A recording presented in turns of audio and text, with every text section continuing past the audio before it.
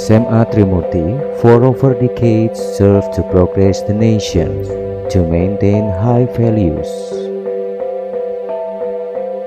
By applying the knowledge based on morality and behavior.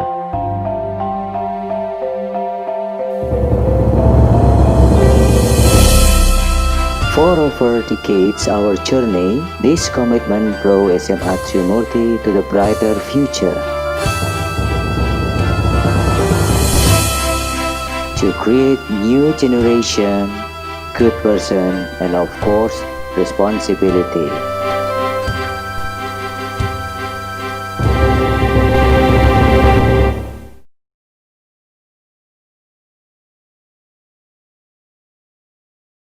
Assalamualaikum warahmatullahi wabarakatuh. Salam sejahtera. Waalaikumsalam warahmatullahi wabarakatuh. Waalaikumsalam. Waalaikumsalam warahmatullahi wabarakatuh. Salam sejahtera bagi kita semua. Selamat siang dan saya ucapkan selamat datang untuk kepada peserta webinar Prakarya dan Kewirausahaan pada siang hari ini. Yang terhormat Bapak Kepala Sekolah SMA Trimurti Surabaya, Bapak Syarif Andri Setiawan Sarjana Komputer, yang saya hormati para peserta webinar PKWU pada siang hari ini, dan yang kami sayangi anak-anak peserta didik SMA Trimurti Surabaya. Pertama-tama saya sampaikan banyak terima kasih untuk para pengisi acara dan pemateri untuk meluangkan waktunya berbagi ilmu dengan kita semua pada siang hari ini. Untuk mempersingkat waktu, akan saya bacakan susunan acara pada siang hari ini. Acara pertama yaitu pembukaan dengan mendengarkan lagu Indonesia Raya, dilanjutkan dengan sambutan kepala sekolah, lalu masuk pada acara inti, dilanjutkan sesi tanya jawab, dan pemberian closing statement oleh para pemateri. Dan yang terakhir ditutup dengan foto bersama. Untuk acara pembukaan webinar pada siang hari ini, marilah kita buka dengan bacaan basmalah. Bismillahirrahmanirrahim. Selanjutnya mendengarkan lagu Indonesia Raya. Dimohon para peserta webinar mendengarkan dengan penuh hikmat.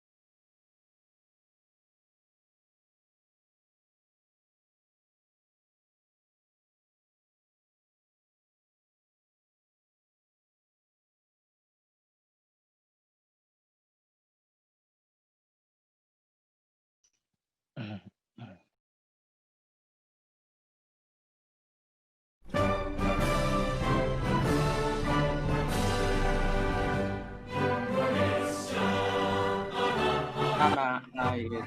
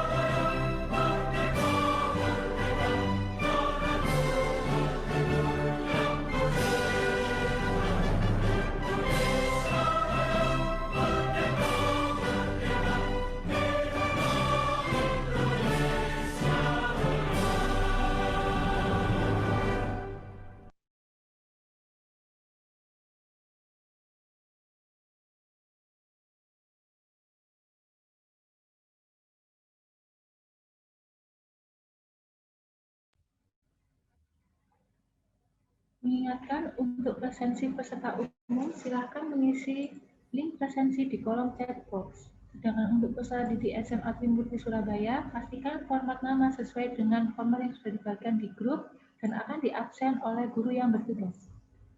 Baik, acara selanjutnya yaitu sambutan Kepala Sekolah SMA Trimurti Surabaya kepada Bapak Syarif Andri Setiawan Sarjana Komputer. Sudah tempat kami persilahkan.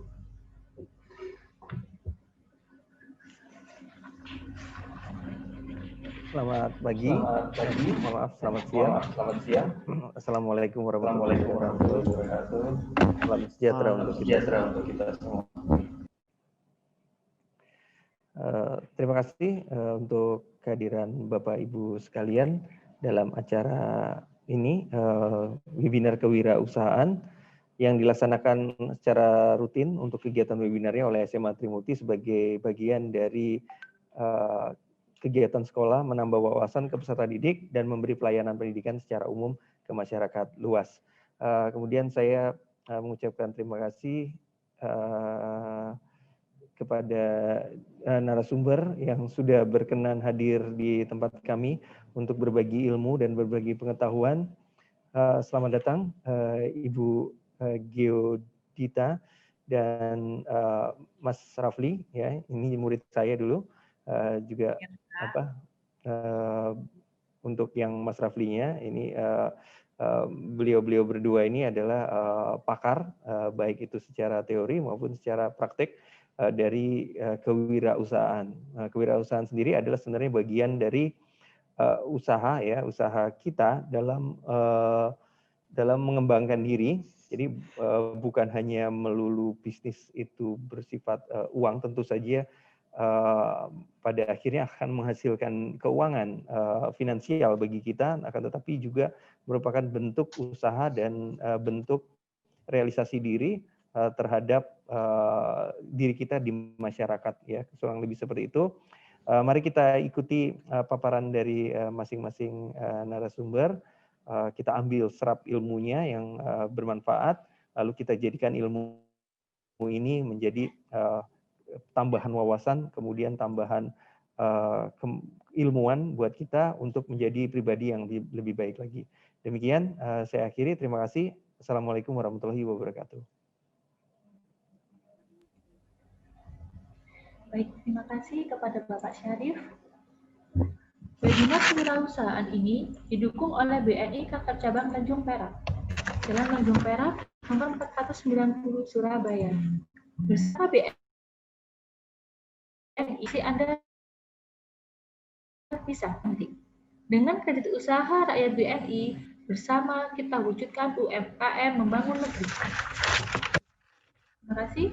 Selanjutnya, sebelum masuk ke dalam acara inti, saya akan membacakan CV dari para narasumber.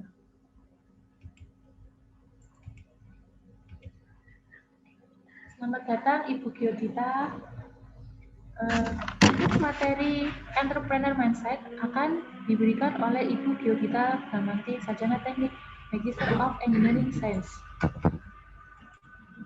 Beliau menempuh pendidikan S1 di ITS pada tahun 2003 sampai 2007, jurusan Teknik Industri, dan untuk S2-nya ditempuh pada tahun 2009 sampai 2010 di UNSW Sydney, Australia dengan gelar Master of Engineering Science.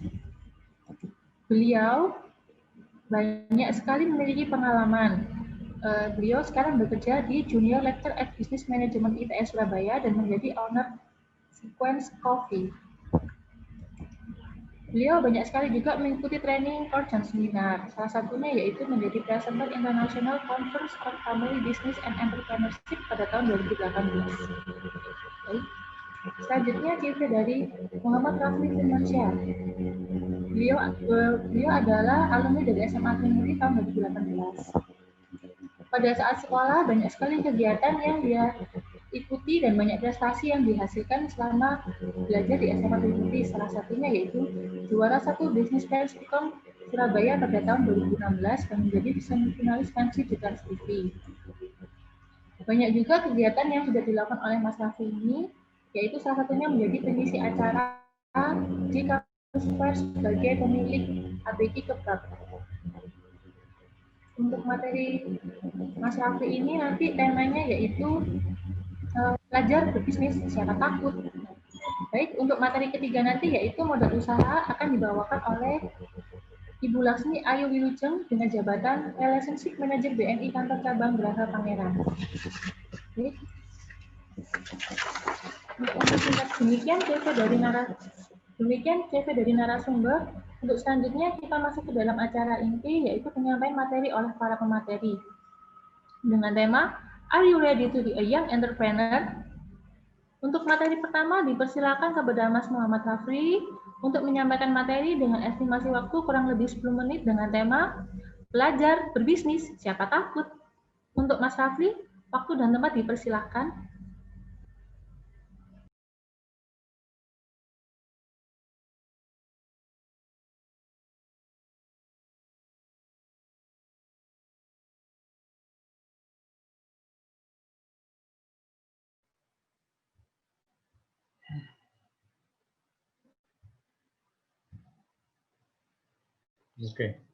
Oke, halo semua teman-teman. Ini sudah masuk ya, share screen saya.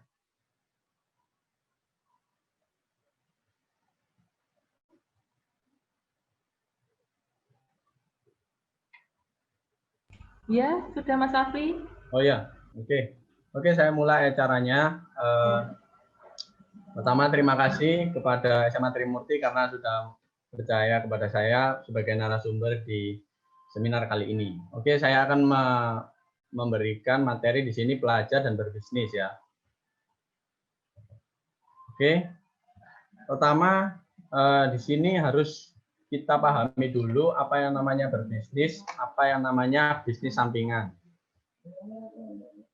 Nah, di sini, sebentar, ini alasan kenapa kita harus berbisnis di usia muda yang pertama. Oke, yang pertama di sini kita tidak memiliki tanggungan sama sekali. Karena di usia muda kita belum memiliki tanggungan, baik itu cicilan rumah ataupun kebutuhan anak, kita kan nggak ada sama sekali di sini. Jadi kita bisa bebas untuk mencoba dan mengaplikasikan ilmu-ilmu di bisnis yang kita udah pelajari, dan semisal gagal itu nggak apa-apa. Dan yang kedua, di sini kita memiliki jatah gagal itu yang banyak. Jadi karena umur kita tergolong masih muda dan waktunya juga waktu luang masih banyak, semisal dari pulang sekolah itu kita juga banyak waktu luang, kita bisa manfaatin di sini untuk kita mulai berbisnis. Dan di sini yang ketiga adalah if you fail it's okay. Karena ketika kita usia muda dan kita mengalami kegagalan, itu biasanya orang-orang lumrah dan ya masih muda, orang-orang bakalan ya nggak apa-apa ini karena memang masih muda. Nah, selanjutnya adalah di sini memiliki penghasilan tambahan. Ketika kalian memulai bisnis sambil belajar, itu kalian bisa memiliki penghasilan tambahan. Jadi bukan hanya kalian dapat uang saku dari orang tua, atau malah kalian bisa full tidak minta sama orang tua lagi, tetapi kalian menggunakan uang kalian sendiri. Dan kenapa berbisnis tidak memilih bekerja? Karena di sini bisnis itu scale up-nya tergantung kerja keras kalian. Di sini kerja keras, kalau kalian kerja keras bisa nanti hasilnya bisa scale up-nya lebih cepat. Kalau semisal kalian kerja atau menjadi karyawan, itu kalian pasti terhalang sama waktu yang pertama. Dan yang kedua itu masalah scale up. Sekeras apapun kalian usahanya, itu bakalan kepentok sama keputusan atasan atau perusahaan. Dan yang terakhir adalah menentukan waktu dan tujuan kalian sendiri. Jadi kalian bisa mengasah kemandirian kalian dan juga mengasah skill untuk menentukan visi dan tujuan kalian. Oke, di sini kita harus bedain ya antara berbisnis dan bisnis sampingan. Di sini kadang-kadang di sekolah itu ada anak-anak yang juga mulai usaha, kayak misalnya jual pulsa atau jual puding, misalnya kayak pengumpulan dana ekskul itu kalau bisa saya katakan itu masih di bisnis sampingan, karena di Di sini ada perbedaannya, ada visi misi yang jelas dan juga ada komitmen dan konsisten. Kalau semisal berbisnis sampingan itu ya syukur-syukur ada yang beli, terus ya jualannya ya ngalir aja. Jadi nggak ada tujuan yang mau dicapai dari usaha itu sendiri. Dan yang pasti di sini ada konsisten dan komitmen. Di sini kalau misal jualannya itu sampingan, pasti nanti hasilnya semisal lagi capek, pasti nanti bakalan libur atau nggak jualan. Kalau semisal hasilnya udah banyak atau dana yang terkumpul udah lumayan, itu biasanya mereka juga bakalan libur dulu. Itu bisnis sampingan. Tapi di sini kita coba mulai berpikir agar mengubah ini menjadi sebuah bisnis yang jelas. Jadi di sini kita memiliki visi misi yang jelas, konsisten dan komitmen, kita bakalan serius di bidang ini. Oke. Kenapa kok memulai di usia atau saat kalian sekolah? Itu menurut saya adalah teman-teman punya link pertemanan yang luas. Di sini keuntungan kalian sebagai pelajar. Itu kalau saya boleh bilang, teman-teman waktu sekolah itu berpikirnya mungkin harus diluaskan lagi, karena biasanya mereka berpikir hanya di skala marketnya itu hanya di kelas itu atau di sekolah itu. Nah, tapi coba sekarang dipikirkan bahwa pasti dari teman kalian itu pasti punya teman dari teman. Nah, ini kalian bisa pikirin market kalian itu sebenarnya bisa kok untuk semisal kalian di SMA Trimurti ya. Itu bisa kok kalian menjangkau sampai semua di SMA komplek itu karena lokasinya kan berdekatan. Nah, itu kalian bisa di situ. Dengan cara teman dari teman. Nah, gimana keuntungannya itu apa aja? Di sini ada yang pertama adalah partner. Jadi kalian bisa cari partner di bisnis kalian. Contohnya kita ambil contoh semisal kalian jualan stiker ya. Semisal kalian jualan stiker. Di sini kalian bisa jadiin teman kalian itu partner. Tapi bukan hanya sekolah kalian, tapi juga sekolah yang dekat sama kalian. Jadi lingkupnya diperbesar. Contoh partner itu kalian cari reseller. Cari reseller di sini kalian bisa titipin stiker kalian ke salah satu agen di sekolah lain. Nah, nantinya mereka di sekolah-sekolah itu akan jadi pion-pion reseller kalian gitu. Jadi bukan hanya sebagai teman ngobrol atau teman cangkruk, itu menurut saya bisa dimanfaatkan yang lebih bermanfaat. Dan yang terakhir adalah komunitas. Ini salah satu penyesalan saya waktu di SMA Trimurti, itu saya tidak membuat komunitas pengusaha di lingkup SMA. Kalian bisa pertamanya itu bikin lingkup pengusaha di kelas kalian atau sekolah kalian. Nah, nantinya akan diperluas. Oke, ini waktunya kurang 3 menit, saya percepat. Nah, ini adalah salah satu pengurang resiko gagal kalian. Ini salah satu cara, yaitu bisnis plan. Di sini ada bisnis plan. Kalian nanti bisa search lengkapnya atau expertnya di Google. Nah, bisnis plan itu apa sih? Bisnis plan itu adalah rencana bisnis yang digunakan untuk merencanakan suatu bisnis. Itu nanti tujuannya adalah sebagai perencanaan awal, perencanaan pengembangan, dan yang ketiga adalah untuk mencari modal atau investor. Ini nggak perlu yang terlalu rumit atau terlalu mewah, semisal puluhan juta, ratusan juta. Misal stiker tadi, kalian bisa cari investor teman kalian, itu bisa mulai dari 100.000, 200.000, tergantung kalian bisa atur sesuai skala kalian. Nah, ini adalah salah satu kerangka bisnis plan. Ada ringkasan, deskripsi perusahaan, nanti produksinya itu mau kayak gimana, terus pasarnya siapa, terus manajemennya ini gimana, siapa yang ngatur, siapa yang produksi, reseller gimana, dan keuangan di sini. Oke, setelah itu yang paling harus kalian lakukan adalah memulai dan mengevaluasi. Di sini walaupun kalian ikut beberapa seminar atau banyak seminar, mengikuti banyak buku dan lain-lain, tapi kalau kalian nggak memulai, itu sama aja kayak ya percuma lah kalian ikut seminar itu. Jadi di sini ada tulisan the first step is the hardest. Semisal kalian belajar di fisika itu ada hukum Newton, itu gaya paling berat untuk menjalankan mobil yang diam itu adalah gaya pertama. Karena memang langkah awal itu pasti berat. Nah, nanti ketika udah jalan mobilnya itu bakalan lebih mudah. So, kalian coba setelah kalian mendapatkan ilmu atau berbagai macam teori, kalian coba deadline-in waktu kalian kapan aku harus memulai. Jadi kalian siap nggak siap setelah kalian mempelajari teori dan teknik yang sudah kalian pelajari, kalian harus segera memulai dan mengevaluasi. Dan yang terakhir, ini adalah kebiasaan males.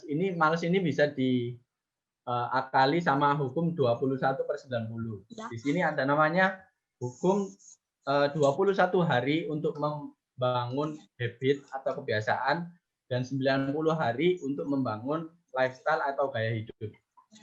Di sini kalian harus lakuin hal selama 21 hari berturut-turut untuk nyiptain habit itu. Ini pernah aku praktekin waktu workout itu. Jadi 21 hari berturut-turut itu non-stop workout. Nah, nanti di hari 22 atau 23, semisal kalian ada rasa males, itu pasti ada rasa ganjel di kalian untuk memulai lagi. Jadi coba kalian terapin 21/90 ini, semoga bermanfaat di kalian.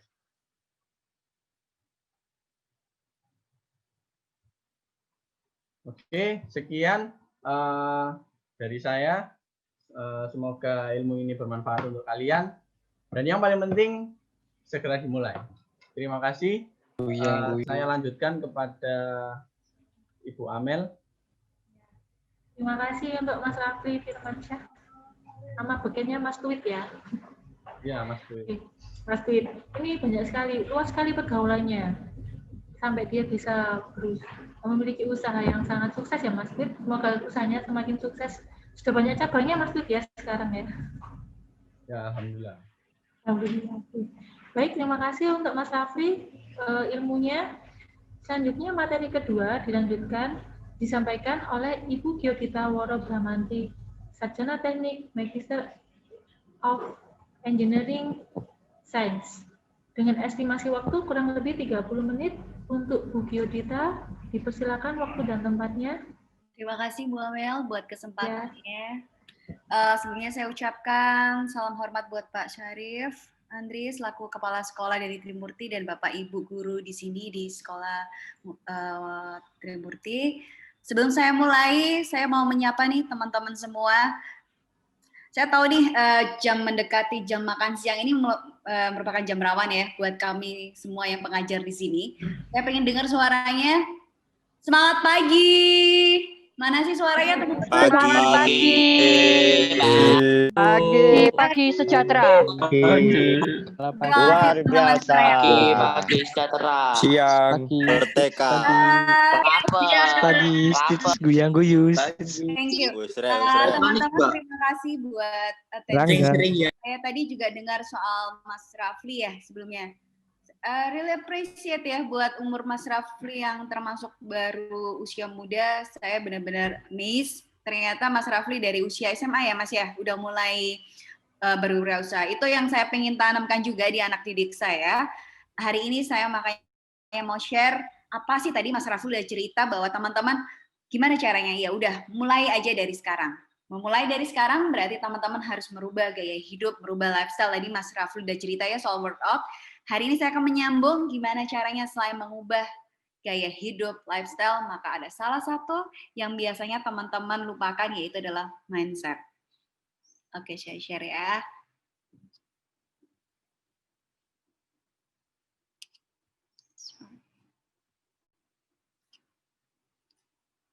Belum mandi. Oke. Yes, tadi Mas Rafli udah cerita soal lifestyle, sudah cerita gaya hidup. Apa sih yang ada di benak teman-teman semua? Siapa sih seorang entrepreneur? Mengapa sih Mas Rafli ini? Mas Rafli ini termasuk sosok anak muda ya, teman-teman yang teman-teman perlu contoh. Jadi kalau apa sih seorang entrepreneur? Tadi Mas Rafli bilang bahwa seorang entrepreneur adalah seseorang yang berani mencoba. Jadi kalau menurut teman-teman, apa yang ada di pikiran teman-teman semua nih? Saya pengen dengar nih suaranya. Apa sih entrepreneur, teman-teman?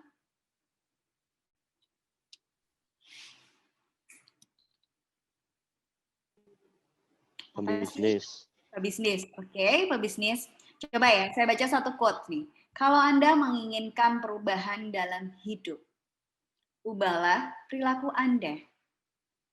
Bila Anda menginginkan, tetapi bila Anda menginginkan perubahan yang besar dan mendasar, ubahlah pola pikir Anda.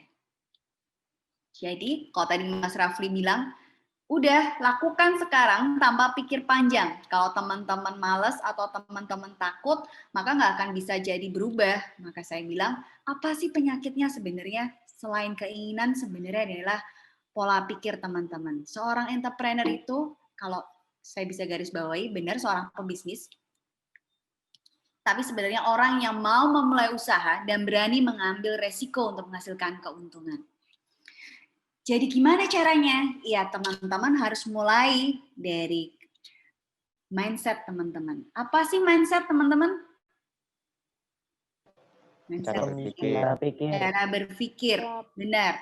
Pola pikir. Pemikiran. Pemikiran, terima kasih. Iya benar, itu adalah sebenarnya pola pikir. Apa sih yang membuat teman-teman akhirnya biasanya ini sebenarnya menjadi seorang entrepreneur itu bisa dimulai dari yang katanya tadi bisa bikin stiker. Everything happen, Mas David nanti ya kalau raise hand ya, boleh nggak saya lanjutkan dulu nanti di akhir acara mungkin. Jadi adalah pola pikir teman-teman, pola pikir. Biasanya teman-teman apa sih yang membuat seseorang tidak mau berubah atau tidak mau mencoba? Sebenarnya adalah pola pikir itu sendiri. Kalau teman-teman lihat di gambar ini, ada perbedaan antara seorang businessman dengan entrepreneur.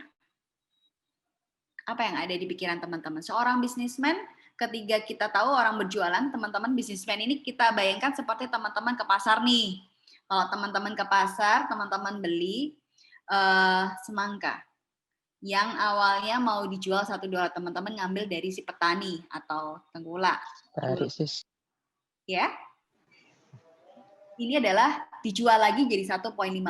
Ini disebut kita businessman. No, tapi kalau entrepreneur adalah gimana ya caranya saya membuat segala sesuatu yang belum ada di pasar.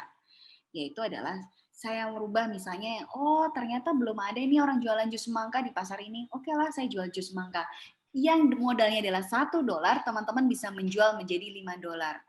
Selain itu, misalnya lagi tren nih yang perempuan-perempuan nih bikin smoothies. Oke lah, saya bikinlah smoothies. Ini yang disebut teman-teman sebenarnya adalah entrepreneur. Detox, boleh, iya benar. Biasanya dijual ya yang namanya infused water, bisa. Itu adalah sesuatu yang teman-teman dari modal kecil $1, teman-teman bisa rubah menjadi $5.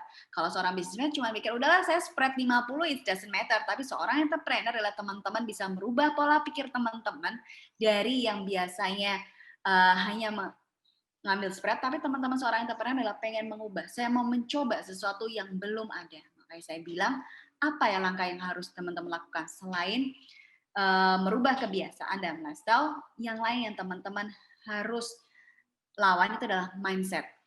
Biasanya mindset apa sih teman-teman yang buat teman-teman nggak mau maju? Tapi sebelumnya saya pengen tahu, ada nggak sih yang di sini cita-citanya pengen jadi entrepreneur one day setelah lulus SMA mungkin?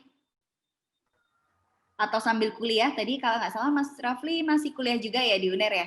Kayaknya dia sambil sekolah dia juga bisa menjadi seorang entrepreneur. It's not easy thing, tapi saya salut dengan usaha dia. Dia bisa membagi waktunya. Mengapa sih seseorang menjadi entrepreneur? Pasti Mas Rafli punya gambaran nih. Atau teman-teman di sini ada nggak yang punya mimpi jadi seorang entrepreneur? Boleh saya tahu? Silakan, tadi ada yang raise juga hand-nya. Siapa sih yang pengen jadi entrepreneur di sini one day? Saya. Ada yang mau jadi entrepreneur, teman-teman? Belum kepikiran ya? Atau belum kepikiran? Belum kepikiran. Belum kepikiran, Bu. Belum kepikiran, Bu. Oke, nggak apa-apa kalau belum Proses kepikiran. mengumpulkan modal, Ibu. Pikirin Diva terus, Bu. Oke, tapi kalau teman-teman pengen jadi entrepreneur, sebenarnya apa sih keluasaan jadi seorang entrepreneur, teman-teman? Jadi pilot, Bu. Kenapa? Oke, jadi pilot. Yang lain jadi entrepreneur, pengennya ngapain nih? Kenapa sih orang tuh pengen jadi entrepreneur sekarang? Generasi teman-teman disebut sebagai generasi teman-teman ini, Pak. Yang saya lihat adalah mereka termotivasi untuk menjadi seorang entrepreneur. Mengapa menjadi seorang entrepreneur? Mas Rafli di sini bisnis Baba Raffinya udah dari kapan ya, Mas? Boleh tahu nggak? Boleh saya bicara sama narasumber juga nih? Saya agak terkesima nih. Lihat usaha persistennya dari SMA ya, Mas? ABG kebab, Mbak. Kebabnya. Oh, kebab ya? Beda ya? Sorry. Dari mulai kapan, Mas? Sebenarnya mulainya itu dari awal SMP, itu masih sistemnya pre-order. Oh, jadi masih ke teman-teman. Tapi setelah SMA, akhirnya mulai ke jual ke umum. Oh, oke. Sekarang saya tanya nih, biar teman-temannya di sini istilahnya kan Mas Rafli ini udah menjadi seorang ikon anak muda yang berani mencoba dari usia SMP loh, teman-teman. Ketika teman-teman SMP mungkin masih mainan, masih baca komik, mungkin komik masih ada nggak ya sekarang ya? Saya agak lupa nih. Atau mungkin masih main game, ternyata Mas Rafli ini malah memikirkan untuk menjadi seorang entrepreneur. Kenapa sih Mas Rafli pengen jadi seorang entrepreneur? Mungkin adik-adiknya di sini pengen tahu nih. Mungkin salah satu pengaruhnya dari orang tua ya, karena dua-duanya orang tua juga entrepreneur, jadi mendorong untuk memulai dari awal sih. Oke, mendorong mulai dari awal. Gimana Mas ngerasainnya ketika menjadi entrepreneur? Ngelihat Bapak Ibu? Kalau waktu kecil sih pertamanya pasti ngelihatnya kayaknya kok nggak kerja ya orang tua ya. Maksudnya kalau orang tua lain kan ada yang pulangnya itu jadwalnya pasti gitu loh. Tapi kadang-kadang kalau entrepreneur kan bisa dibilang walaupun lagi di rumah itu juga lagi kerja gitu loh. Iya benar. Nah itu yang pandangan waktu kecil. Tapi juga kadang nggak pulang juga kayak gitu. Nggak pulang juga ya. Benar yang dibilang sama Mas Rafli. Mengapa sih seseorang ini yang saya lihat ya, saya amati generasi-generasi kalian nanti akan mulai banyak banget entrepreneur muda sekarang muncul sebenarnya. Mengapa? Satu benar yang dibilang sama Mas Rafli yaitu adalah kebebasan waktu. Yaitu nanti kalau Mas Rafli pun sudah melihat ya, sudah merasakan ketika Mas Rafli kecil, mungkin Mas Rafli lebih banyak waktu dengan orang tuanya. Seakan-akan, nah itulah yang disebut sebagai kebebasan waktu, teman-teman. Selain itu, teman-teman juga bisa menjadi seorang bos. Benar nggak, Mas Rafli, jadi bos? Ya. Kalau Mas Rafli misalnya nanti one day selesai kuliah, nanti Mas Rafli coba join dengan perusahaan, Mas Rafli punya bos. Mas Rafli nggak bisa seenaknya sendiri datang jam 9. Kalau dengan entrepreneur, Mas Rafli bisa membagi waktu sefleksibel mungkin kapan Mas Rafli mau mulai, kapan Mas Rafli mau berhenti. Benar nggak? Itu yang disebut sebagai seorang bos. Itu tidak bisa teman-teman dapatkan ketika teman-teman bekerja. Kemudian yang kedua, yaitu adalah mewujudkan ide dan impian. Tadi yang saya bilang, kalau seorang bisnismen mungkin akan mengambil sebuah spread itu adalah sesuatu yang bangga, tapi seorang entrepreneur adalah pengen merubah dari satu barang menjadi sesuatu yang tidak mungkin. Nah, di sini adalah seorang entrepreneur itu biasanya orang-orang yang pengen kira-kira ini saya mau ngapain nih dari satu modal ini. Ini disebut sebagai cara teman-teman mewujudkan ide dan impian.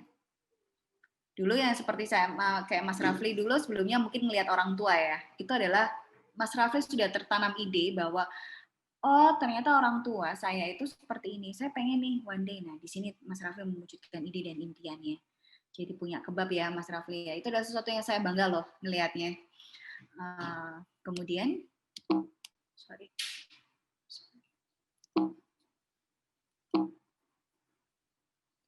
Yang lain adalah mengejar keuntungan finansial. Jadi di sini teman-teman pengen tahu nih yang tadi saya bilang, saya berikan gambar. Kalau teman-teman seorang bisnismen, mungkin teman-teman ya udah saya jual $1, saya dapat spread 0,50. Berarti kalau nanti saya ada 10, maka spread saya mungkin saya dapat cuma $5. Tapi beda dengan seorang entrepreneur. Saya pengen dapat kejar keuntungan finansial berapa nih? Nah, di sini teman-teman mulai memunculkan ide. Kira-kira saya mau ngapain dari sesuatu yang kecil. Tetapi, mengapa seorang wirausaha itu membutuhkan sebuah mindset? Tadi saya dengar ada yang bilang, kenapa sih pada nggak berani jadi entrepreneur? Ada yang bilang belum ada modal. Benar. Itu adalah mindset yang biasanya teman-teman kenapa sih nggak berani melangkah? Satu, mungkin karena belum ada modal. Kemudian, sumber dayanya mungkin terbatas. Itu biasa ketakutan-ketakutan. Dan lainnya adalah ketidakpastian. Kalau teman-teman bekerja di sebuah entrepreneur atau menjadi seorang entrepreneur, ketidakpastian itu pasti banyak.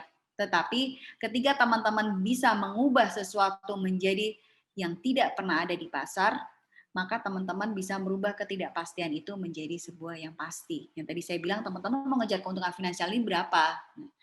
Mengapa mindset itu diperlukan? Ya karena ada keterbatasan. Biasanya seseorang tidak berani melangkah seperti Mas Rafli ya. Satu, pada bilang masih takut nih, kemudian nanti ternyata saya gagal. Nah, kompetisi terus berubah. Resiko, pengaruh teknologi, informasi terbatas, sumber daya terbatas, dan ketidakpastian. Mindset ini, kenapa mindset itu diperlukan? Karena memang ada hambatan-hambatan seperti ketidakpastian inilah membuat seseorang tidak berani untuk melangkah. Ini yang tadi saya bilang, mungkin kalau kita jadi consumer mindset, pasti dengan uang kita pengen beli barang ya, beda. Seorang entrepreneur tuh pasti akan berpikir bahwa sebenarnya saya punya uang, saya mau ngapain nih untuk bisa menghasilkan yang lebih dari apa yang saya pegang saat ini. Bisa teman-teman, makanya saya bilang adalah money become investment if you are entrepreneur. Karena teman-teman pasti akan berpikir, saya mau ngapain dari modal saya sekian, saya mau merubah menjadi sesuatu yang besar. Misalnya, teman-teman tadi punya usaha stiker, Mas Rafli bilang, seandainya saya punya yang namanya komunitas, saya punya network, saya bisa merubah stiker ini yang mungkin harganya kecil ya, tapi teman-teman bisa, oh saya bisa nih nanti stiker ini saya promosikan ke sebuah komunitas, misalnya sebagai souvenir mereka. Inilah yang teman-teman bilang, seorang entrepreneur akan berpikir dengan modal sedikit akan menjadi sebuah investment. Saya mau ngapain nih? Berarti saya harus menginvestasikan dalam sebuah mesin ataupun saya mau meng-hire tim kreatif. Inilah yang saya bilang bahwa entrepreneur mindset adalah sesuatu yang gimana caranya teman-teman itu bisa mengubah sesuatu yang kecil menjadi segala sesuatu yang besar. Nih, mengapa sih kita butuh mindset? Pernah nggak teman-teman bayangin, tadi ada yang bilang, oh saya takut nih, saya belum punya modal. Mungkin yang dirasakan Mas Rafli di awal pun seperti itu teman-teman. Kita nggak pernah tahu ya. Sekarang yang kita lihat adalah Mas Rafli yang sudah sukses. Tapi sebenarnya sebelum memulai usaha itu pasti ada ketakutan. Benar nggak Mas Rafli? Pada awal itu mungkin masih ada perasaan saya masih terlalu muda. Saya nggak ada modal, semua orang entrepreneur ataupun semua usaha itu pasti mempunyai yang namanya ketakutan teman-teman. Tapi apa yang membuat mereka mau berusaha adalah mereka mau mewujudkan impian mereka. Karena impian mereka adalah saya pengen menghasilkan sebuah financial freedom tanpa adanya keterbatasan. Keterbatasan itu apa sih teman-teman? Misalnya waktu. Kemudian teman-teman mau ngapa-ngapain harus lapor bos nih kalau teman-teman kerja. Tapi kalau entrepreneur teman-teman mau ngapain ya terserah teman-teman. Ya, itulah yang disebut mengapa kita mau menjadi seorang entrepreneur. Yang perlu teman-teman benari adalah mindset. Ya. Nggak punya bakat. Ada yang bilang nggak bakat nih Bu jualan. Saya juga nggak bakat jualan sih. Saya nggak ada modal, merasa terlalu tua atau merasa terlalu muda. Nggak ada batasan kapan seseorang mau menjadi seorang entrepreneur. Yang ada adalah teman-teman harus bisa melawan ketakutan itu sendiri. Oke. Apa yang perlu dilakukan teman-teman? Yaitu adalah motivasi. Kalau sudah teman-teman punya motivasi kayak tadi Mas Rafli bilang, Mas Rafli dulu awalnya motivasinya apa sih pengen punya bisnis ini di kebab? Kalau boleh saya tahu. Awal motivasi kalau boleh saya bilang mungkin ini salah satu cara orang tua untuk mendidik saya. Jadi untuk kebutuhan primer atau kebutuhan sekolah lainnya itu pasti dipenuhi. Tapi kalau semisal kebutuhan yang ya nggak terlalu butuh atau cuman pingin-pinginan, ya itu cari sendiri, silahkan. Kamu nanti saya bimbing caranya gimana. Dan kalau boleh saya bilang, saya mulainya itu tanpa modal. Kalau zaman dulu itu belum ada namanya dropship, saya masih ngutang. Jadi ngutang bawa barangnya, baru dijualin ke teman, nanti uangnya itu baru saya setorkan. Oke, good. Iya teman-teman, motivasi yang tadi Mas Rafli cerita adalah motivasi. Mas Rafli ini pengen punya sesuatu, tapi Mas Rafli nggak mungkin ya minta ke orang tua terus ya. Cara satunya Mas Rafli pengen dapat uang adalah Mas Rafli melakukan sebuah bisnis. Ini yang disebut sebagai motivasi. Sama pada waktu saya mau membuka coffee shop itu sebenarnya motivasi saya di awal itu adalah karena saya memang hobinya adalah yang nggak bisa lepas dari yang namanya kopi ya teman-teman ya. Tapi saya berpikir kenapa saya harus datang ke tempat kafe orang apabila saya bisa bikin dan saya bisa minum kapanpun tanpa saya mengeluarkan uang. Itu adalah motivasi saya di awal waktu itu. Sebenarnya adalah karena dari hobi saya sebenarnya. Itu yang membuat saya termotivasi untuk membuka. Ada hal banyak rintangan sama seperti Mas Rafli sebenarnya. Pada waktu itu saya juga takut nih sama suami saya. Aduh, udah banyak kompetitor nih. Ada yang namanya Starbucks, ada yang namanya Tanah Merah. Pada waktu itu, maaf saya sebut merek. Kemudian banyak bermunculan kopi-kopi manis ya, teman-teman. Tapi salah satu yang membuat saya yakin adalah kalau yang lain bisa, mengapa saya tidak bisa? Itu yang saya tekankan. Jadi saya mau bilang bahwa kalau saya bisa, kenapa saya harus datang untuk memberi uang orang apabila saya bisa mengambil untung dari apa yang merupakan hobi saya. Di situ adalah motivasi saya. Mindset saya pada waktu itu adalah saya merubah bahwa tidak ada yang namanya kata terlambat. Karena termasuk sudah tua ya pada waktu itu saya memulai usaha ini.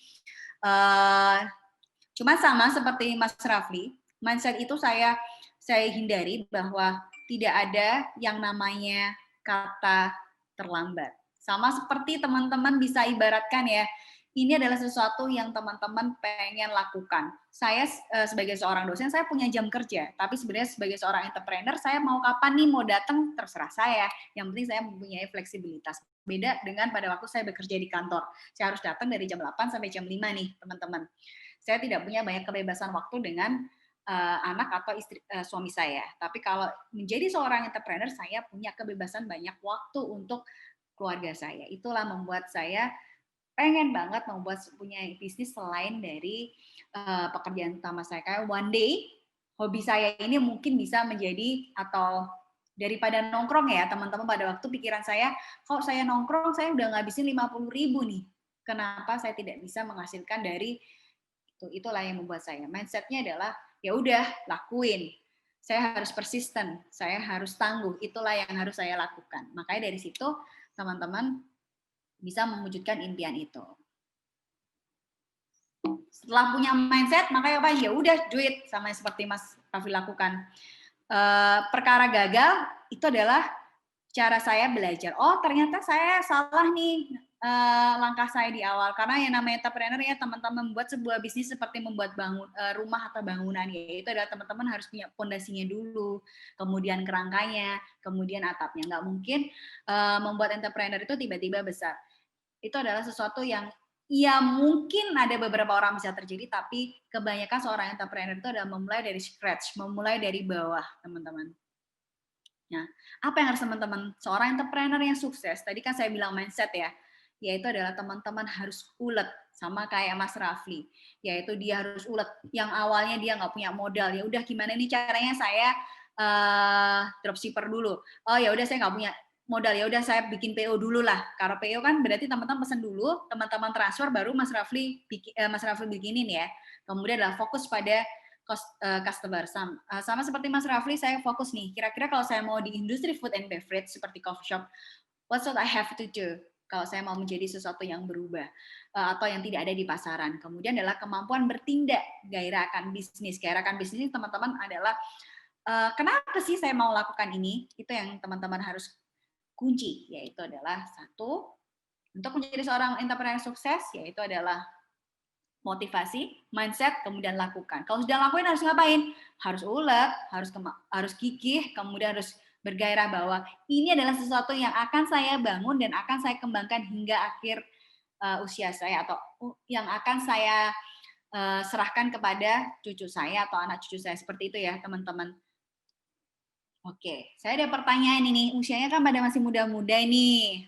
Kalau tadi saya bicara mindset, sama seperti mindset ketika teman-teman jatuh cinta. Apa sih yang teman-teman lakukan ketika teman-teman jatuh cinta? Berusaha, Bu. Berusaha. Oke, selain berusaha? Tapi kalau sebagai perempuan Let it flow, Bu. memperbaiki diri. Let it flow, memperbaiki diri. Terima Kasih kasih. perhatian. Kasih Untuk kepastian. Let it flow, biarkan mereka datang kepada kita. Oh, biarkan mereka datang ya, teman-teman. Tapi kalau membiarkan datang tanpa usaha kan sama aja, Bu. Kerja. Oh, usaha kita kan kerja sebagai lelaki. Oke. Terus kalian kan nyamperin. Bagus Rio. Kasih perhatian Benar, makanya. teman-teman. Jadi kan teman-teman kalau udah jatuh cinta, ini ibaratkan teman-teman ketika membuat sebuah bisnis, itu adalah teman-teman ketiga dalam fase teman-teman jatuh cinta. Pasti teman-teman satu, ini kalau cewek ini nggak dapat nih, saya bakal terus maju. Bener nggak yang laki ini? Kagak. Bener. Ya? Ada yang lain ya? Kan banyak. Oh banyak ya. Cowok mahal, Bu. Soalnya Kalau saya masih jomblo. Cowok mahal, Bu. Jomblo cuma nyimak, Bu. Sasarannya banyak sasarannya. Ya, Bu. Masih ada ikan di lautan, Bu. Ikannya nggak cuma satu. Selain persisten, teman-teman pasti punya yang namanya persisten. Bu, saya jomblo, Bu. Oh, saya jomblo ya. Nanti coba dicarikan nanti sama teman-teman yang lain ya. Jadi Enggak, aku biasa aja, Bu. Jadi ibaratkan bisnis ini adalah seperti teman-teman jatuh cinta. Ketika teman-teman jatuh cinta itu pasti teman-teman mempunyai waktu 24 jam. Kayak teman-teman jatuh cinta, ini kemana ya nggak telepon-telepon? Ya ini adalah bisnis Anda. Ibaratkan seperti teman-teman jatuh cinta. 24 jam. Saya kalau nggak, misalnya di usaha di awal-awal itu teman-teman harus mempunyai banyak waktu. Mengapa? Karena teman-teman build the foundation. It's not easy thing, tapi ketika teman-teman melakukan seperti teman-teman jatuh cinta, maka teman-teman akan melakukan segala hal yang teman-teman bisa untuk membuat ini menjadi besar. Yaitu adalah teman-teman passionate, yaitu adalah teman-teman melakukan segalanya apapun supaya teman-teman bisa mendapatkan seseorang misalnya. Sama seperti passionate dalam dunia bisnis. Kedua, selain passionate, tadi adalah 24 jam. Teman-teman pasti akan memonitor kira-kira bisnis saya 24 jam ini bagaimana ya? Apakah sudah cukup baik atau tidak? Kekurangan saya hari ini apa? Itu yang harus teman-teman lakukan. Kemudian adalah inisiatif. Teman-teman, mengapa seorang entrepreneur sukses? Mengapa Mas Rafli bisa sukses selain motivasi dan mindset-nya? Itu adalah inisiatif. Dulu teman-teman saya belum ada atau belum ada kebab nih. Ya udah saya bikin. Itu adalah kebab yang bisa di-pre-order dengan kebab rasa cita rasa yang lain. Kemudian adalah teman-teman punya keterbatasan. Teman-teman punya yang namanya pada waktu di awal saya pun merasakan bahwa ada keterbatasan. Saya tahu saya bukan seseorang yang namanya mempunyai keahlian menjadi seorang barista. Yes, I'm not a barista. I don't know how to make coffee actually ya, seperti itu. Sama seperti Mas Raffi pada waktu itu mungkin akan bilang, saya nggak tahu cara bikin kebab. Tapi apa yang saya lakukan adalah saya harus mencari cara untuk bisa mewujudkan mimpi saya. Ya udah saya hire misalnya. Atau Mas Raffi beda mindset itu ketika saya mungkin tidak berbeda dengan suami saya ya. Kalau suami saya adalah ketika dia mencintai sesuatu seperti coffee shop ini, dia berusaha belajar menjadi seorang barista.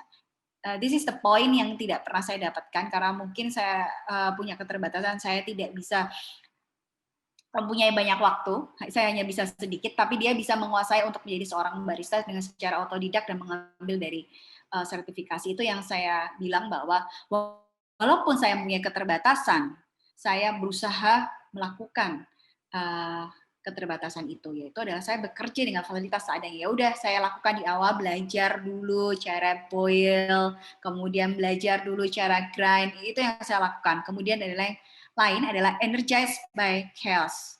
Yaitu tetap semangat teman-teman. Saya tahu di awal siapapun yang pernah memulai bisnis pasti tidak akan flow-nya akan secepat atau sebaik yang ada yang teman-teman lihat. Kemudian selain itu ada persisten.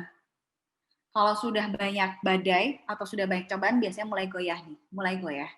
Bener nggak yang sudah saya lakukan? Teman-teman harus bilang bahwa bisnis itu tidak bisa 1 atau 2 tahun teman-teman, tapi adalah berkelanjutan. Apa yang harus teman-teman lakukan adalah saya mau merubah sesuatu menjadi lebih besar. Kemudian adalah responsible.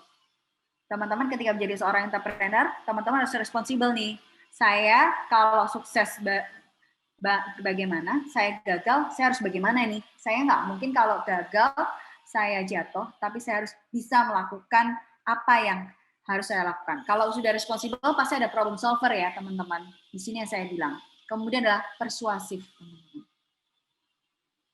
Menjadi seorang entrepreneur, teman-teman harus tahu nih, kira-kira saya mau persuasifnya bagaimana. Itu yang harus teman-teman. Persuasif ini istilahnya seperti teman-teman influence seseorang. Kayak influencer, kayaknya anak muda sekarang banyak influencer ya. Nah, influence di sini teman-teman bisa menciptakan. Bukan menjadi seorang salesperson yang misalnya saya berjualan, tapi menjadi teman-teman harus belajar bagaimana persuasif. Misalnya, teman-teman menunjukkan ke, oh saya punya nih, rasanya enak nih, teman-teman mau coba dulu. Boleh coba dulu aja, seperti itu. Jadi, teman-teman harus bisa membujuk, kenapa ya orang ini datang ke tempat saya? Teman-teman harus punya negosiasi. Mau datang. Biasanya kalau saya persuasifnya itu adalah, kebetulan teman-teman saya kan rata-rata beberapa banyak komunitas dan dosen ya. Biasanya kita, gimana nih kalau ketemuan di sini? Nah, di situ saya ada berusaha memperkenalkan produk saya. Dan itu adalah cara persuasif saya. Dan yang lainnya adalah self-confident teman-teman yang terpenting. Yaitu adalah teman-teman bagaimana menjadi seorang leader. Karena di usaha entrepreneur itu teman-teman nggak punya yang namanya bos. Karena teman-teman sudah menjadi seorang bos. Jadi, ketika Anda berwirausaha, mindset apa yang perlu Anda rasakan? Yaitu adalah, ibaratkan bahwa Anda pada saat ini jatuh cinta untuk pertama kalinya.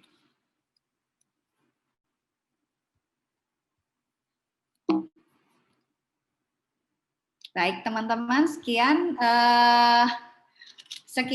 presentasi dari saya. Kalau teman-teman ada pertanyaan, silakan teman-teman bisa nanti cari kontak saya melalui websitenya MB. Di situ nanti teman-teman bisa cari kontak saya apabila ada pertanyaan. Atau mungkin ada pertanyaan saat ini? Boleh, Bu Amel, ini ada pertanyaan mungkin? Nanti ada sesi tanya jawabnya. Oke, baik. Ya. Sudah ada pertanyaan juga. Ya. Oke, makasih Bu Amel atas waktu dan kesempatannya. Terima kasih untuk Bu Fidita, banyak sekali ilmu yang kita dapatkan dari materi yang disampaikan oleh Ibu Fidita. Selanjutnya yaitu materi ketiga akan disampaikan oleh Ibu Laksmi dengan tema modal usaha dengan estimasi waktu kurang lebih 15 menit. Untuk Ibu Laksmi, waktu dan tempat saya persilahkan. Ya, terima kasih. Perkenalan, saya Laksmi dari BNSKC Geraha Pangeran Surabaya. Mohon maaf tadi videonya tak matiin dulu soalnya ngurus baby. Jadi gini, ini kan saya kemarin itu dikasih kabar dari Mas Fairuz untuk ngisi acara webinarnya ini apa namanya Trimurti ya. Hari ini dadaan. Jadi ini untuk nyiapin semuanya juga ya gitulah ya. Terus apa namanya ini juga saya bingung ini mau ini share-nya juga masih bingung juga. Saya di sini mau nge-share aja untuk apa namanya untuk di BNI itu kita kan ada beberapa kredit program. Beberapa kredit program yang diisinya itu dari apa namanya? Kredit program dari pemerintah, kredit usaha itu. Terus kita ada 2 macam kredit di BNI. Sebentar ini kok filenya nggak bisa di-share ya. Aku kok bingung. Sebentar. Saya bantu share untuk PowerPoint-nya, materinya. Oh iya. Ini desainnya di mana? Soalnya ini juga aku udah kan. Benar. Saya coba bantu ya, Ibu. Iya. Sudah di-share sama Mas Fairuz ya, Mbak Ame? Oh ya.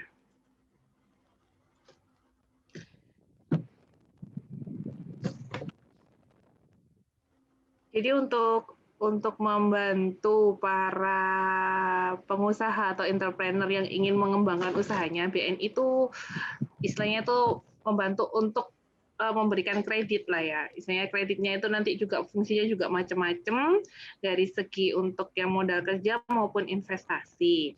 Banyak juga debitur-debitur saya pribadi yang juga punya usaha kopi, kebab maupun usaha-usaha lainnya sampai usaha yang besar-besar itu juga pebisnis muda juga sih, seusia masih sekitar 20-an sampai 30-an rata-rata itu juga banyak yang ngajukan di BNI dan usahanya juga banyak semakin berkembang.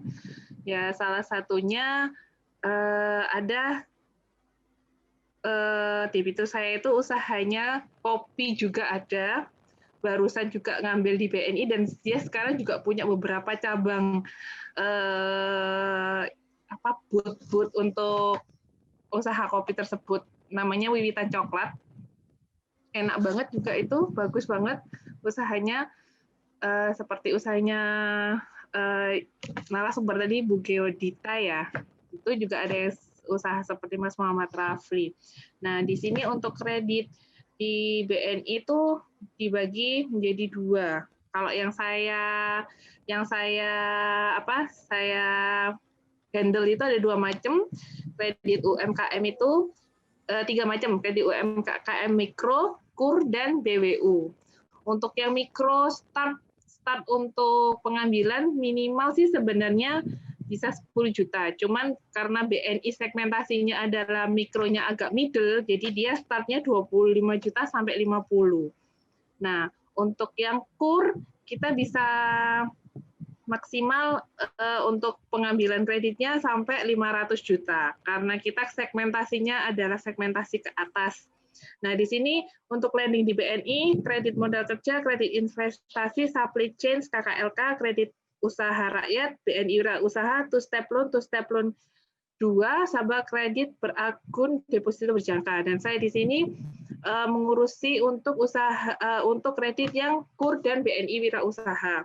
Nah, untuk KUR dan BNI Wirausaha sendiri di sini tuh bedanya adalah kalau KUR kita ikut program pemerintah dan bunga yang sudah ditentukan oleh pemerintah yaitu 6%. Kalau untuk kredit BNI Wirausaha sendiri untuk bunganya 11,5. Selanjutnya aja, Mbak. Nah, ini keunggulan KUR tadi, yang tadi Mbak.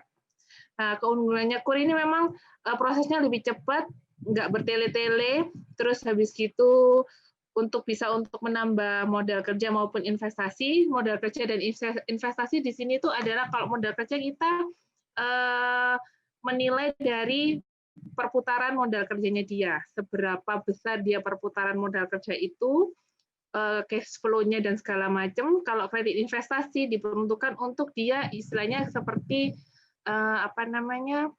mau buka ruko lagi, buka cabang, atau pembelian aset yang diperuntukkan untuk usaha.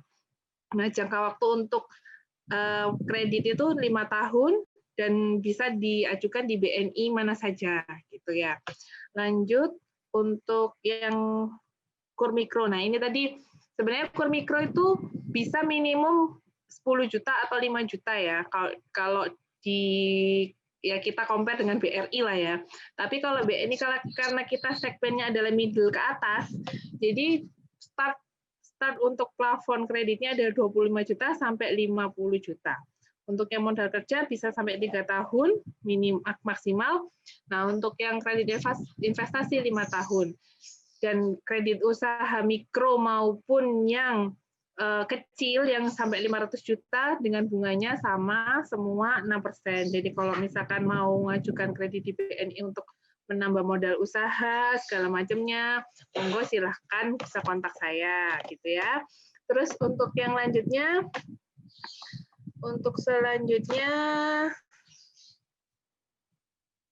Mbak, Nah, ini kan saya tadi bilang kredit usaha rakyat yang kur kecil, minimum itu start mulai dari 50 juta sampai 500 juta.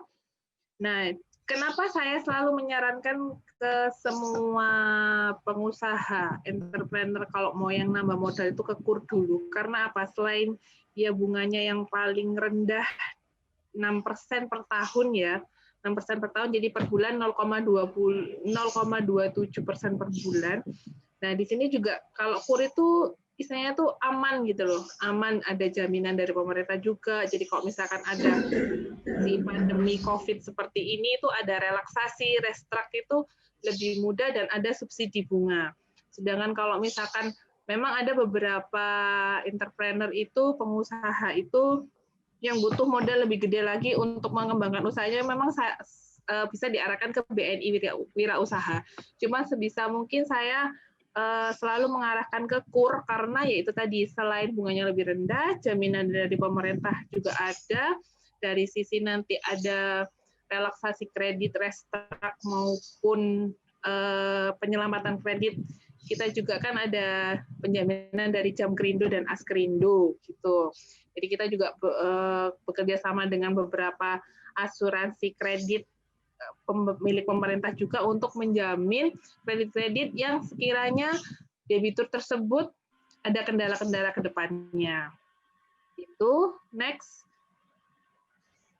Nah, untuk persyaratan umum KUR Mikro, KUR kecil, KUR TKI dan KUR khusus tidak ada persyaratan yang terlalu susah ya. Rata-rata pasti KTP suami istri, kakak, buku nikah, terus usaha juga minimal berjalan 6 bulan. Bedanya dengan BNI Wirausaha biasanya harus berjalan 1 tahun dulu, minimal 1 tahun. Kalau ini 6 bulan berjalan, kita lihat cash flow-nya dia, perputaran modal kerjanya, terus gimana respon pasarnya ke dia, dan dia juga marketingnya ke pasar seperti apa, ke depannya juga kita bisa menganalisa sebagaimana berkembangnya usaha itu, kita pasti bisa kasih kredit tersebut, dan minimal usianya 21 tahun atau sudah menikah dan tidak terdaftar atau tidak jelek info banknya, saya seperti itu ya. Terus next. Nah, ini bisa kalau misalkan mau pengajuan bisa proses ke BNI Kredit Digital, bisa lewat websitenya BNI langsung untuk keamanan data dan lain-lain. Nanti pasti akan di follow up dari pusat, langsung dilemparkan ke SKC terdekat, di SKC mungkin di SKC Geraha Pangeran Surabaya, SKC Surabaya, SKC HR Muhammad, atau di cabang-cabang yang menyediakan kredit usaha. Next. Nah, ini yang tadi saya bilang BNI Wirausaha. Jadi BNI Wirausaha ini memang dia juga bisa membantu untuk para entrepreneur untuk mengembangkan usahanya.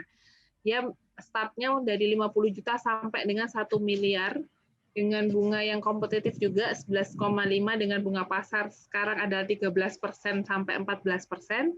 Nah, kita bisa kasih 11,5% dan nah, keunggulannya juga ya karena dia lebih bunganya lebih kompetitif, bisa take over dari bank lain dimasukkan ke BNI mungkin untuk yang bunga yang lebih ringan, dan kita bisa istilahnya itu kalau BNI Wirausaha ini, kalau KUR kan modelnya kan cicilan per bulan ya. Kalau BNI bisa dibikin transaksional, dalam artian dalam 1 tahun pembayaran bunga aja, pada saat jatuh tempo langsung untuk pembayaran pokok dan perpanjangan kemudian lagi. Jadi bisa lebih meringankan. Jadi setiap bulan tidak harus membayar angsuran pokoknya juga gitu. Next. Nah, persyaratannya sama dengan KUR sebenarnya, cuman di sini yang membedakan adalah kalau BNI Wirausaha harus memiliki IMB gitu. Next. Ya, udah, terima kasih, itu saja dari saya pihak BNI dari SKC Geraha Pangeran Surabaya untuk share pembiayaan modal kerja atau kreditnya. Bila mbak-mbaknya, mas-masnya yang sudah punya usaha, sudah berjalan, mau berkembang lagi, misalkan mau buka usaha lagi, buka cabang lagi, usaha yang lain atau gimana dengan usaha yang sudah berjalan sekarang, monggo silakan bisa kontak saya. Nah, itu juga nggak perlu ngambil yang terlalu banyak dulu.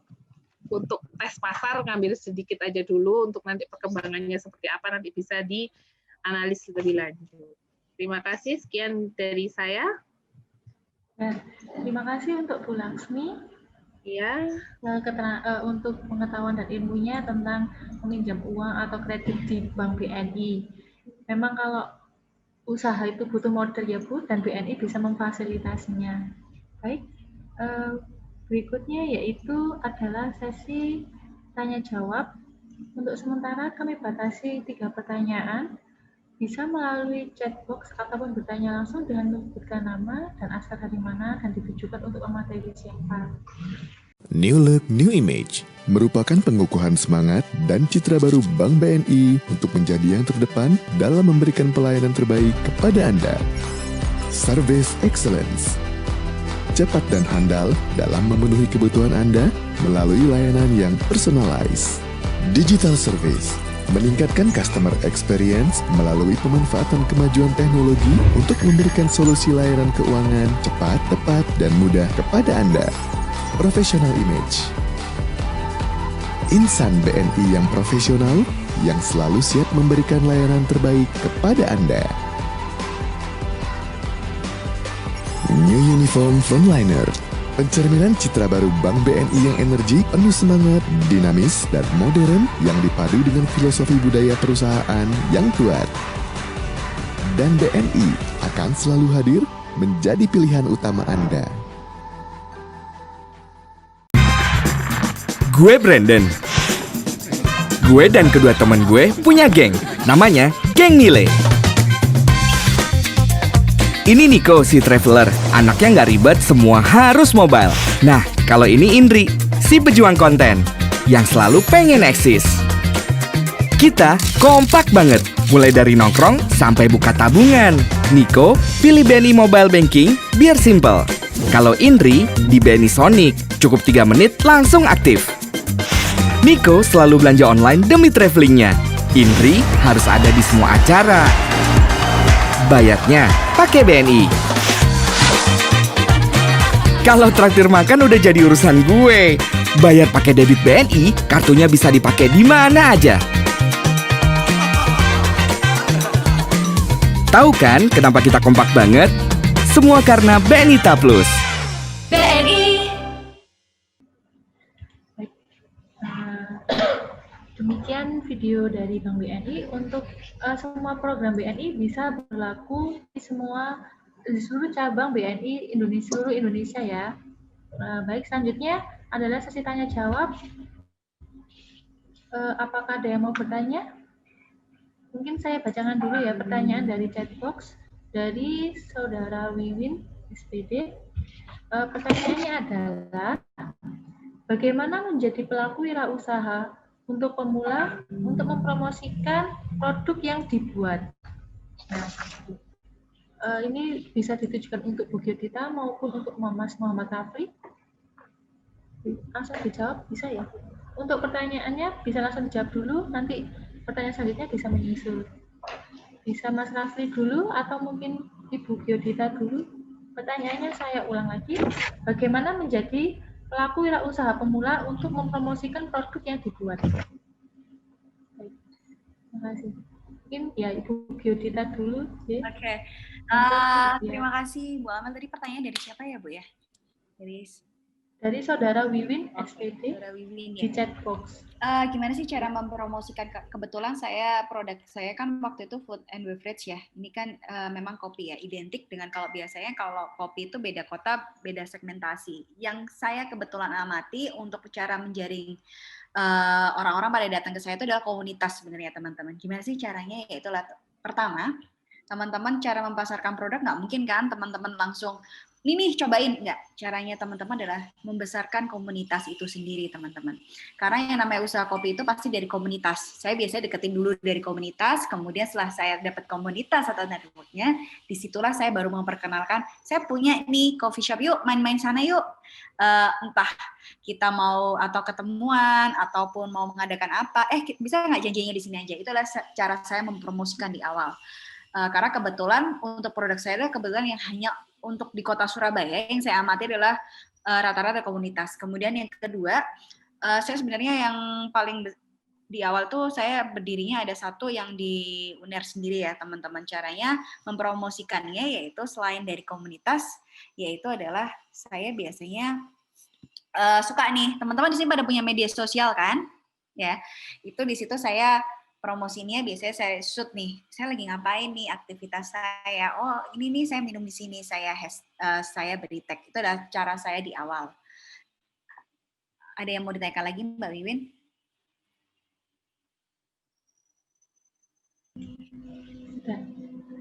Sudah cukup jelas sekali ya. Mohon maaf untuk mempersingkat waktu, Mas Rafli, nanti mungkin pertanyaan selanjutnya bisa dijawab ya, atau mungkin bisa kembali. Ini ada pertanyaan dari Vicky SMA Trimukti kelas 10 IPA 1. Pertanyaannya adalah, apa saja faktor yang bisa menghambat kita untuk mengawali kegiatan kewirausahaan dan bagaimana caranya mengatasinya permasalahan tersebut? Untuk pertanyaan kedua langsung saya berikan saja ya. Dari Saudara Dwi Bagus Randy AP, bagaimana cara mengawali dalam membuat suatu komunitas, suatu produk apabila di daerah tersebut belum ada komunitasnya? Mungkin bisa dijawab dalam satu sesi atau mungkin tersendiri. Itu materinya mungkin bisa Bu Biodita atau Mas Muhammad Rafli. Dipersilakan.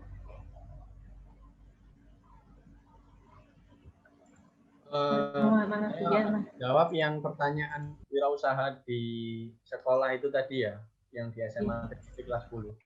Itu salah satu faktor penghambatnya, kalau menurut saya waktu yang pertama. Waktu, jadi kalian harus benar-benar bisa bagi waktu kalian antara waktu kalian sekolah dan waktu kalian untuk berbisnis.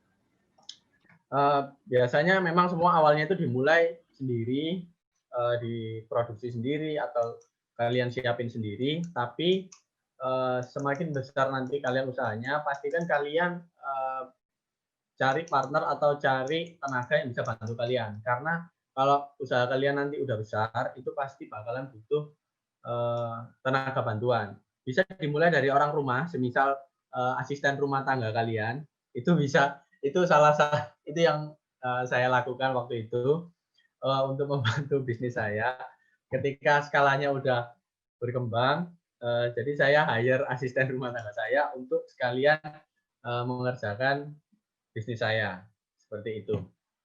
Lalu untuk pemasaran itu bisa dimulai dari kalian testing produk ke teman-teman kalian. Kalau saya bisa bilang nggak ada yang namanya gratis, karena kalian ngasih produk pun itu juga kalian keluar biaya kayak gitu. Jadi mulai dari teman kalian, terus satu kelas lain, nanti mulai di sekolah lain, dan juga ya nanti bakalan kalau bisa kalian juga manfaatin sosial media seperti Instagram ataupun TikTok, itu bisa untuk pemasaran online kalian. Bisa nanti misalnya kalian bikin giveaway dengan tag produk kalian, syaratnya mention Instagram official produk kalian, nanti bakalan diajak giveaway-nya setiap minggu atau setiap bulan. Itu mungkin salah satu alternatif yang bisa dilakuin. Kayak gitu. Mungkin ada pertanyaan yang belum jelas. Ya, sudah sangat jelas sekali itu, bisa untuk menjawab pertanyaan dari Saudara Randy juga ya Mas Raffi ya. Bagaimana tadi membangun suatu komunitas tadi, bisa juga melalui tester atau mungkin bisa memiliki misi yang sama untuk membuat suatu komunitas bisnis gitu ya Mas Raffi ya. Baik, selanjutnya ada pertanyaan lagi dari Tania Elirika SMA Trimukti Surabaya kelas 10 MIPA 1. cara apa yang dilakukan untuk mempertahankan usaha dengan banyaknya persaingan produk-produk yang lebih variatif? Dan bagaimana cara mengatasi naik turunnya penjualan? Mungkin juga ada pertanyaan selanjutnya, yaitu dari Adrian Dewa, kelas 10 IPS 2, hampir sama ya pertanyaannya. Juga, bagaimana cara meyakinkan seorang investor untuk membantu usaha kita? Dan apa saja yang menjadi ketarikan investor terhadap wirausahawan yang pasti bisa jadi kunci wirausahawan untuk mengembangkan usahanya sendiri. Tadi kan Mas Raffi sempat di materinya ya, kita kalau kurang modal juga selain bisa pinjam uang di bank, kalau misalnya kita masih di bawah umur 18 tahun, kita kan bisa mencari investor teman kita sendiri atau saudara yang terdekat dengan beberapa modal untuk bisa membuat suatu usaha begitu. Mungkin pertanyaannya itu dulu bisa dijawab. Bisa untuk Mas Raffi atau Bu kita pertanyaannya.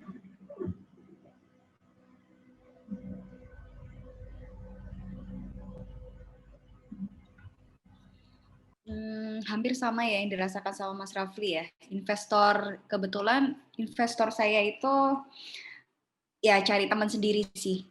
Kebetulan pada waktu itu di awalnya adalah investor kita bikin usaha itu adalah investornya adalah teman saya sendiri yang kebetulan mempunyai visi yang sama sebenarnya, punya hobi yang sama, kita punya sama-sama passion yang sama.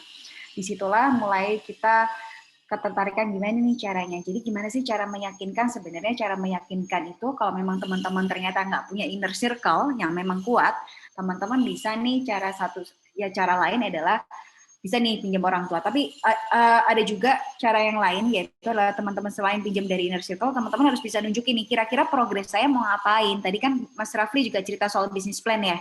Di situ teman-teman harus menceritakan kira-kira break event-nya kapan, kira-kira saya mau ngapain nih. Itu adalah cara meyakinkan seorang investor biasanya.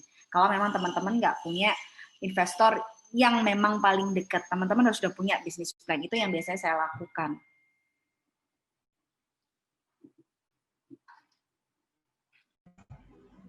Baik, terima kasih untuk Bu Biodita. Sangat jelas sekali jawabannya ya.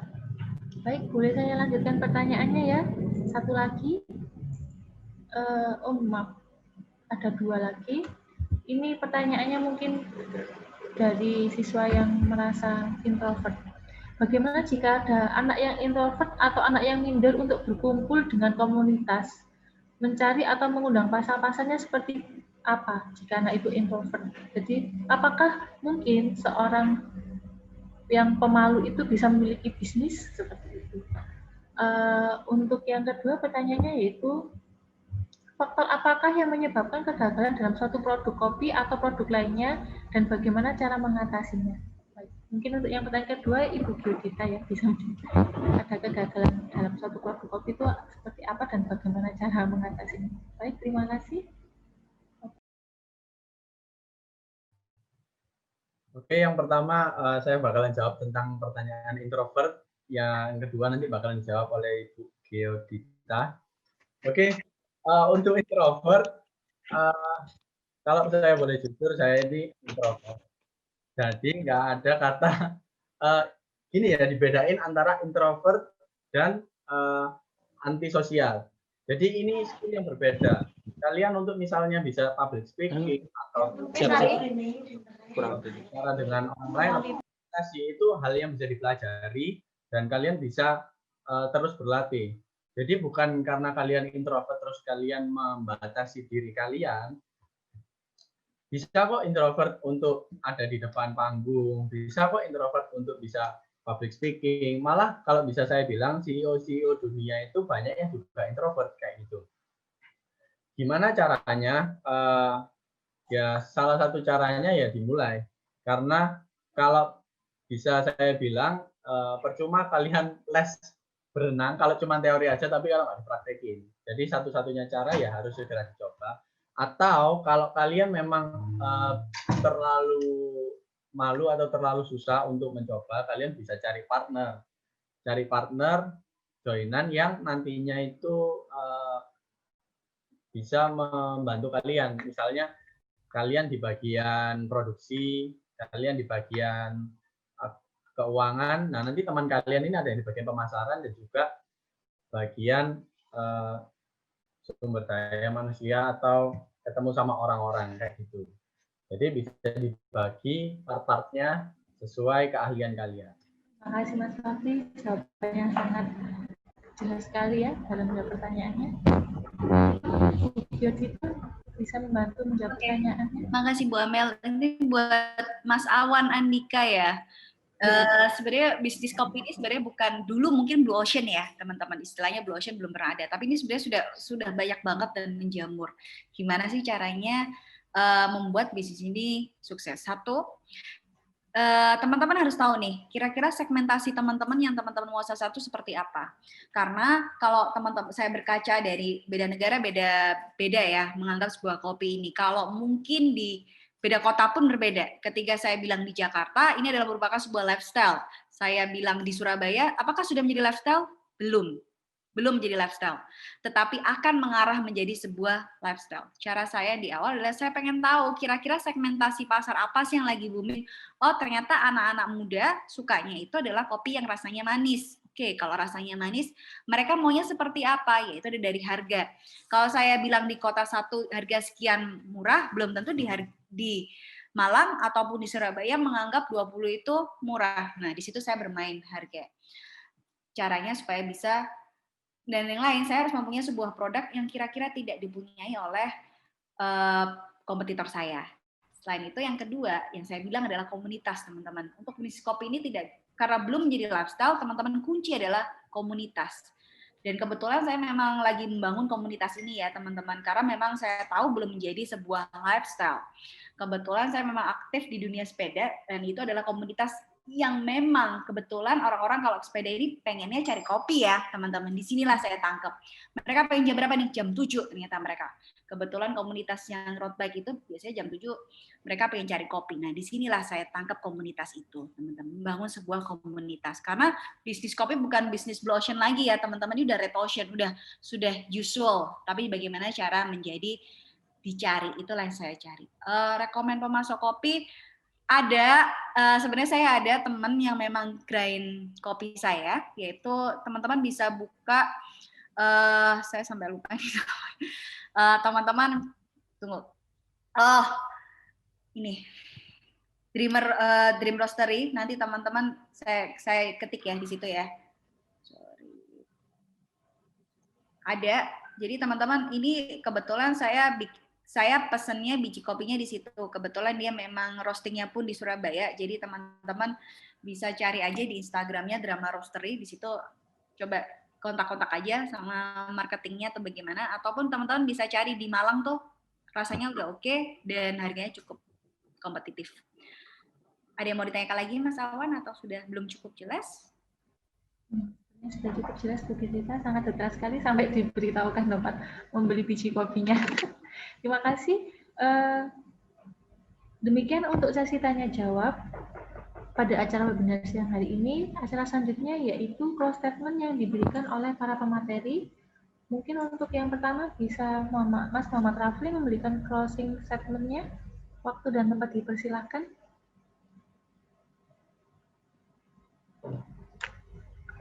Pesan saya untuk anak-anak muda sekarang, yang pasti sih segera mulai ya, karena ya seperti yang saya bilang tadi, percuma belajar teori berenang kalau nggak dipraktekin itu nggak akan pernah bisa. Dan ini salah satu quotes yang saya pasti pegang sampai sekarang itu adalah keong yang berkembang itu pasti akan merasakan sesak di badannya.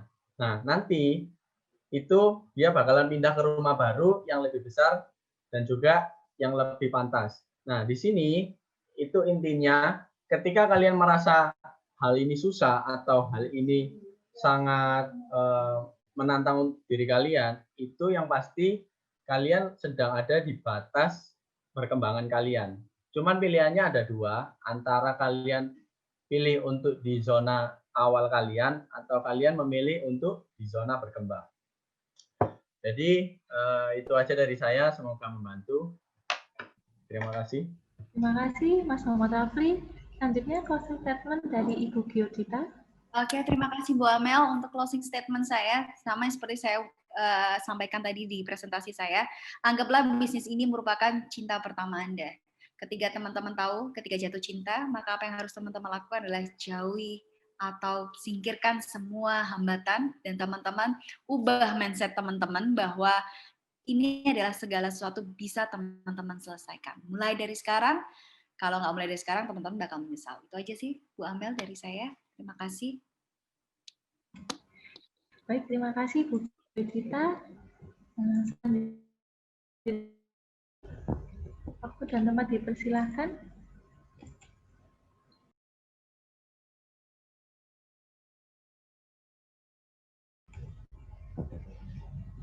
Maaf, speakernya masih belum di-unmute. Kalau dari saya untuk closing statement-nya, ya untuk anak-anak muda jangan pernah malu untuk membuka dan memulai apa yang kalian inginkan, gitu kan. Semua itu tergantung mental masing-masing sih. Kalau aku rasa ya, selama ini semua debitur-debitur saya juga banyak yang bilang jangan pernah malu untuk istilahnya itu memulai dan membuka apa yang ingin dibuka, apa yang ingin diusahakan. Udah itu aja sih kalau dari saya. Terima kasih untuk Ibu Laksmi. Demikian paparan dari Bapak materi. Webinar kewirausahaan ini didukung oleh BNI Kantor Cabang Tanjung Perak, Jalan Tanjung Perak nomor 490 Surabaya. Bersama BNI, apapun dan dimanapun transaksi Anda bisa. BNI nggak pakai nanti. Dengan kredit usaha rakyat BNI, bersama kita wujudkan UMKM membangun negeri. Baik, acara selanjutnya yaitu foto bersama. Dimohon para peserta webinar menyalakan kameranya untuk sesi foto bersama.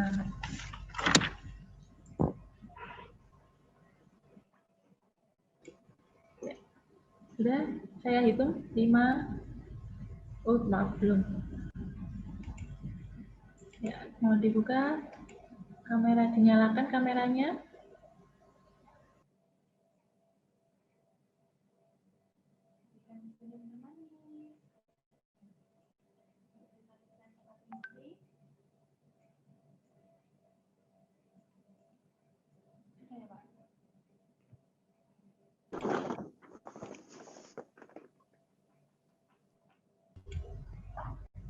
Sudah?